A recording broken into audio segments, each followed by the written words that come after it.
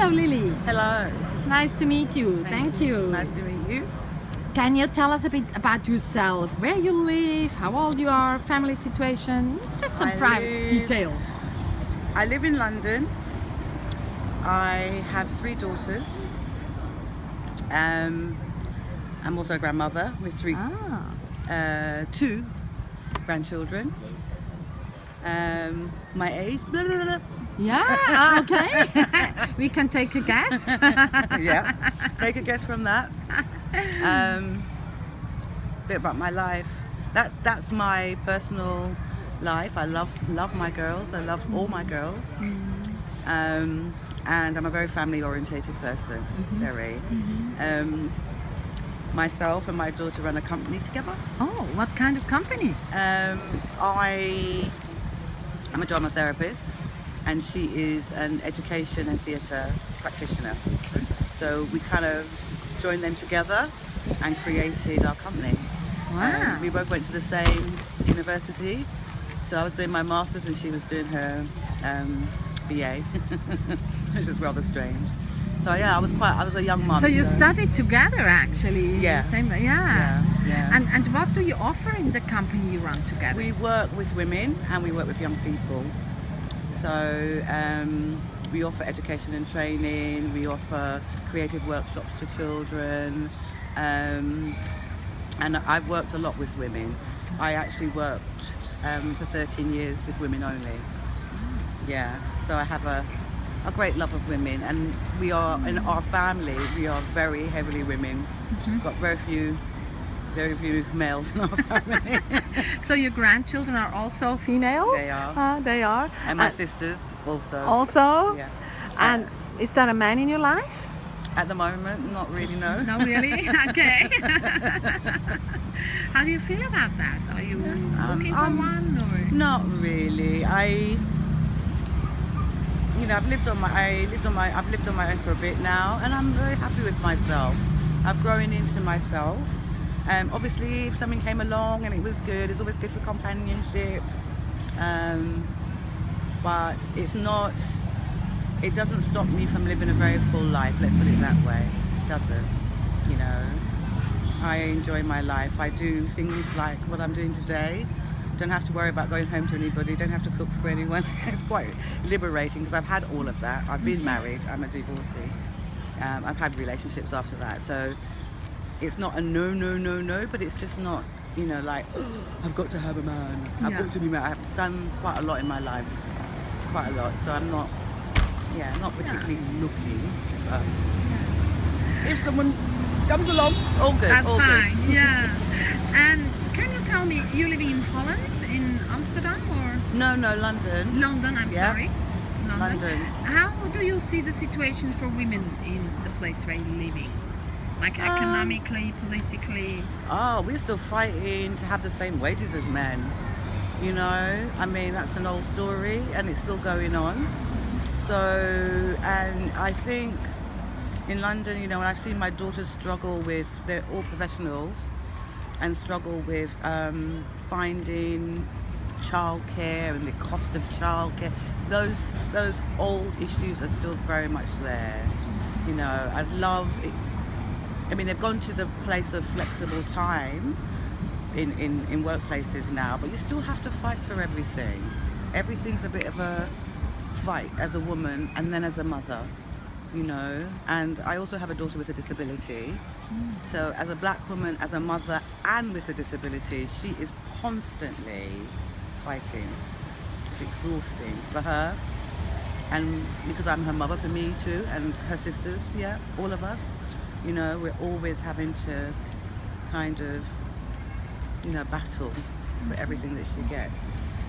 So I'm really aware of, disability. I've worked with people with disabilities anyway, but I'm really aware of what people don't expect. Firstly, they don't expect a woman with disabilities to have a child.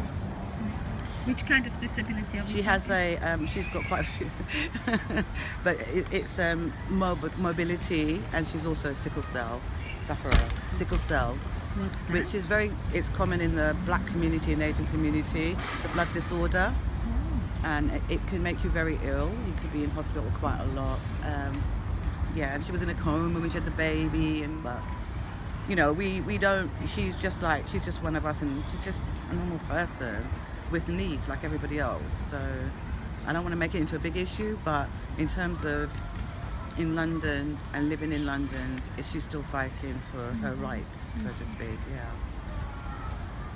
Yeah, it's a story everywhere. Yes, we I hear. think so. Yeah.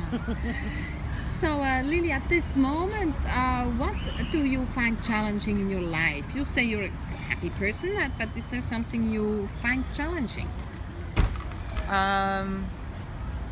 I think I'm in the process of trying to get that life-work balance. I work part-time because I've chosen to, for less money, but it allows me to do the things that I love creatively. So for me, I find it a challenge, you know, because when I did go part-time, people said things to me like, oh, don't you miss the money, and and I just felt, well, you know, life is short, we don't know where we're going to end, so do what you need to do now. But it is challenging because it's not something that, you know, part-time work has not been promoted. And, you know, like for women, you know, they've raised the pension age.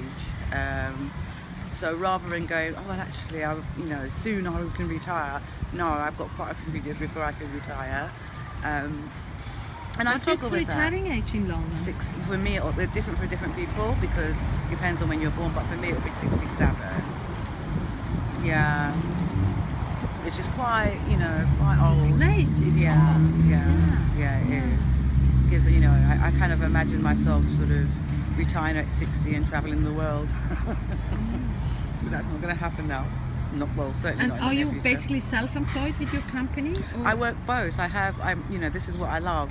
I do that. I've worked it out that I need a steady income, so I work 3 days a week for someone, and then I work 2 days a week for myself and my company. What is something you like about your life? This moment where you feel satisfied about it? Well, I love being creative. I have a passion for creativity. I love to move and dance. I'm a drama and movement therapist, so movement's really important to me. How do you live your creativity? What do you do? By doing playback. Theatre, I've been doing it for 10 years. I discovered it. And that is the biggest part, but also doing the workshops with children and helping them to grow their creativity. Because what we found working with a lot of the young people that we're working with is that they have a lack of creativity. They like their Xboxes and their mobile phones, and you know, that's where and they forget about being spontaneous and playing and those sort of things. And then they're 10, you know, 9, 8. If they're like that now, you know, it's a bit scary to think how they're going to be when they're much older. So that's how I kind of channel my creativity, those two ways. Teaching. Reminding children to be creative. And to play, just play and have fun. Yeah. So we come to the last question, Lillie, which would be, what is your tip for women? What would you tell a woman?